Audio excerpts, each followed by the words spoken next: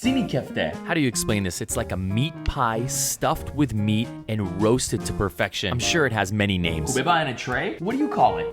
For the filling, 1 onion, diced. Hot pan with some oil, add in your onion, get them nice and brown, add in your meat, all your seasonings, full recipe in the caption. Set it aside to let it cool. And while you're waiting, don't forget to hit that like button. Now for the crust. 2 cups bulgur and soak it just a little. Grate 1 onion. This is Chikufte meat. It's really lean and finely ground beef. Add in your bulgur and all the seasonings. Now start to really knead this thing. You really have to work it. Divide the dough into 2 equal parts. Oil up your tray and spread out half the meat mixture nice and evenly all the way across the bottom. Once the filling is cooled, now spread that nice and evenly all the way across. Now take the second half of the dough, make little balls and flatten them out into thin patties and lay them across the top until it's nice and covered up. Smooth it out with wet hands and make sure not to press down. And now for that iconic look, just scoring the top, not going all the way through, cut what looks like pizza slices and then fill each slice with 2 scores going in each direction, and make sure those lines kind of connect between them. Top it with some oil. Into a 350 oven. After about 30 minutes in the oven, you want the top nice and brown. Now take your knife and follow those marks that you already made,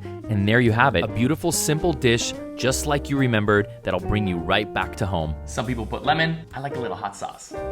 Oh, yeah! Oh man, that's delicious. And it's not that difficult to make. Want some?